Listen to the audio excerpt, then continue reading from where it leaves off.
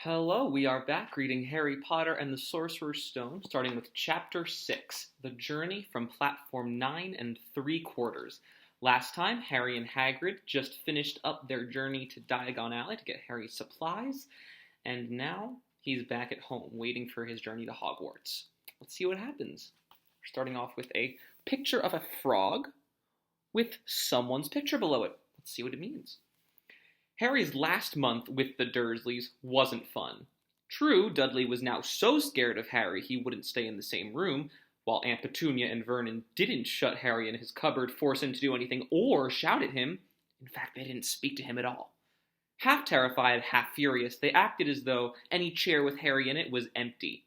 Although this was an improvement in many ways, it did become a bit depressing after a while. Harry kept to his room with his new owl for company. He had decided to call her Hedwig, a name he had found in A History of Magic. His schoolbooks were very interesting. He lay on his bed reading late into the night, Hedwig swooping in and out of the open window as she pleased. It was lucky that Aunt Petunia didn't come in to vacuum anymore, because Hedwig kept bringing back dead mice. Every night before he went to sleep, Harry ticked off another day on the piece of paper he had pinned to the wall, counting down to September the 1st when he finally leaves for Hogwarts. On the last day of August, he thought he'd better speak to his aunt and uncle about getting to King's Cross Station the next day, so he went down to the living room where they were watching a quiz show on television. He cleared his throat to let them know he was there, and Dudley screamed and ran from the room. Uncle Vernon? Uncle Vernon, to show he was listening.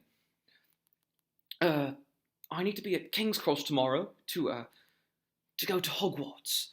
Uncle Vernon, again. Would it be all right if you gave me a lift? Harry supposed that meant yes. Thank you. He was about to go back upstairs when Uncle Vernon actually spoke. Funny way to get to a wizard's school, the train. Magic carpets all got punctures, have they? Harry didn't say anything. Where is this school, anyway? Oh, I don't know, said Harry, realizing this for the first time. He pulled the ticket Hagrid had given him out of his pocket. I just take the train from platform 9 3/4 at 11 o'clock. His aunt and uncle started. Platform what? 9 3/4. Don't talk rubbish, said Uncle Vernon. There is no platform 9 3/4. It's on my ticket. Barking, said Uncle Vernon. Howling mad, the lot of them. You'll see, you just wait. All right, we'll take you to King's Cross. We're going up to London tomorrow anyway, or I wouldn't bother. Why are we going to London? Harry asked, trying to keep things friendly. Taking Dudley to the hospital, growled Uncle Vernon. Got to have that ruddy tail removed before he goes to Smeltings. Harry woke up at 5 o'clock the next morning and was too excited and nervous to go back to sleep. He got up and pulled on his jeans because he didn't want to walk to the station in his wizard's robes. He'd change on the train. He checked his Hogwarts list yet again to make sure he had everything he needed, saw that Hedwig was safely shut in her cage, and then paced the room waiting for the Dursleys to get up. 2 hours later, Harry's huge, heavy trunk had been loaded into the Dursleys' car. Aunt Petunia had talked Dudley into sitting next to Harry, and they had set off. They reached King's Cross at 10:30. Uncle Vernon dumped Harry's trunk onto a cart and wheeled it into the station for him. Harry thought that was strangely kind, until Uncle Vernon stopped dead, facing the platforms with a nasty grin on his face. Well, there you are, boy. Platform 9, platform 10. Your platform should be somewhere in the middle, but they don't seem to have built it yet, do they? He was quite right, of course. There was a big plastic number 9 over one platform, and a big plastic number 10 over the one next to it. I'm sorry, I just kept my accent. And in the middle, nothing at all. Have a good term, said Uncle Vernon with an even nastier smile. He left without another word. Harry turned and saw the Dursleys drive away. All three of them were laughing. Harry's mouth went rather dry. What on earth was he going to do? He was starting to attract a lot of funny looks because of Hedwig. He'd have to ask someone. He stopped a passing guard, but didn't dare mention platform 9 3/4. The guard had never heard of Hogwarts, and when Harry couldn't even tell him what part of the country it was in, He started to get annoyed, as though Harry was being stupid on purpose. Getting desperate, Harry asked for the train that left at 11 o'clock, but the guard said that there wasn't one. In the end, the guard strode away, muttering about time wasters. Harry was now trying hard not to panic. According to the large clock over the arrivals board, he had 10 minutes left to get on the train to Hogwarts, and he had no idea how to do it. He was stranded in the middle of a station with a trunk he could hardly lift, a pocket full of wizard money, and a large owl. Hagrid must have forgotten to tell him something you had to do, like tapping the third brick on the left to get in the Diagon Alley. He wondered if he should get out his wand and start tapping the ticket inspector stand between platforms 9 and 10. At that moment, a group of people passed just behind him, and he caught a few words of what they were saying. Packed with muggles, of course. Harry swung round. The speaker was a plump woman who was talking to 4 boys, all with flaming red hair.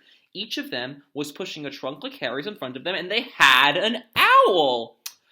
Heart hammering, Harry pushed his cart after them. They stopped, and so did he, just near enough to hear what they were saying. Now, what's the platform number? Said the boys. Sir, what's the platform number? Said the boy's mother. 9 3/4, piped a small girl, also red-headed, who was holding her hand. Mom, can't I go? You're not old enough, Ginny. Now, be quiet. All right, Percy, you go first. What looked like the oldest boy marched towards platform 9 and 10. Harry watched, careful not to blink in case he missed it. But just as the boy reached the dividing barrier between the 2 platforms, a large crowd of tourists came swarming in front of him, and by the time the last backpack had cleared away, the boy had vanished. Fred, you next, the plump woman said. I'm not Fred, I'm George, said the boy. Honestly, woman, you call yourself our mother? Can't you tell I'm George? Sorry, George, dear. Only joking. I am Fred, said the boy, and off he went. His twin called after him to hurry up, and he must have done so because a second later he had gone. But how had he done it? Now the third brother was walking briskly toward the barrier. He was almost there, and then, quite suddenly, he wasn't anywhere. There was nothing else for it. Excuse me, said Harry to the plump woman. Oh, hello, dear. First time at Hogwarts? Ron's new, too. She pointed at the last and youngest of her sons. He was tall, thin, and gangling, with freckles. That means awkward. Big hands and feet, and a long nose. Yes, said Harry. The thing is, I don't know how to get on the platform, she said kindly, and Harry nodded. Not to worry, she said. All you have to do is walk straight at the barrier between platforms 9 and 10. Don't stop and be scared or you'll crash into it. That's very important. Best do it at a bit of a run if you're nervous. Go on, go now before Ron. Okay, said Harry. He pushed his trolley around and stared at the barrier. It looked very solid. He started to walk towards it. People jostled him on their way to platforms 9 and 10. Harry walked more quickly. He was going to smash right into that barrier, and then he'd be in trouble. Leaning forward on the cart, he broke into a heavy run. The barrier was coming nearer and nearer. He wouldn't be able to stop. The cart was out of control. He was a foot away. He closed his eyes, ready for the crash. And it didn't come. He kept on running. He opened his eyes. A scarlet steam engine was waiting next to a platform packed with people. A sign overhead said Hogwarts. Express, 11 o'clock. Harry looked behind him and saw a wrought iron archway where the barrier had been with the words Platform 9 3/4 written over it. He had done it! Smoke from the engine drifted over the heads of the chattering crowd, while cats of every color wound here and there between their legs. Owls hooted to one another in a disgruntled sort of way over the babble and the scraping of heavy trunks. The first few carriages were already packed with students, some hanging out of the window to talk to their families, some fighting over seats. Harry pushed his cart down the platform in search of an empty seat. He passed a round-faced boy who was saying, Gran, I've lost my toad again. Oh, Neville, he heard the old woman sigh. A boy with dreadlocks was surrounded by a small crowd. Give us a look, Lee. Lee, go on. The boy lifted the lid of the box in his arms, and the people around him shrieked and yelled as something out inside poked out a long, hairy leg.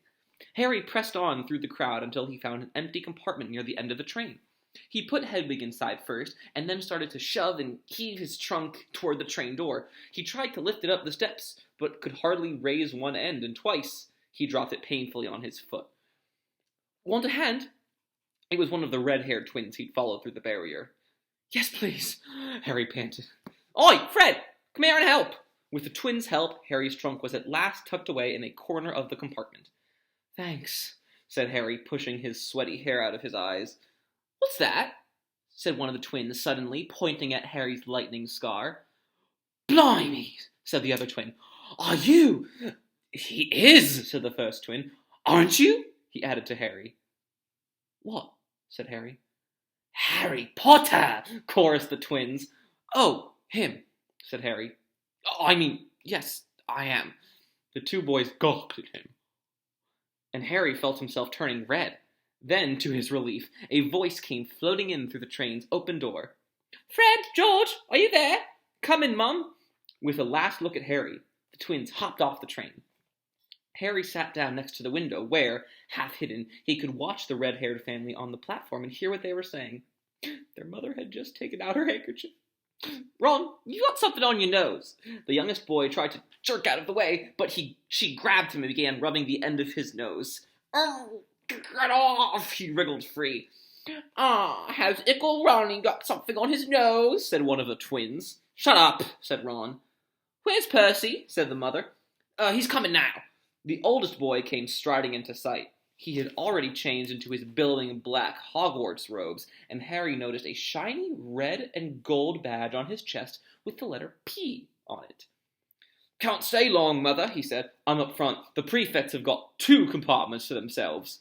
Oh, are you a prefect, Percy? Said one of the twins with an air of great surprise. You should have said something. We had no idea. Hang on, I think I remember him saying something about it, said the other twin. Once, or twice, a minute, or summer. Oh, shut up, said Percy the prefect. How come Percy gets new robes anyway, said one of the twins.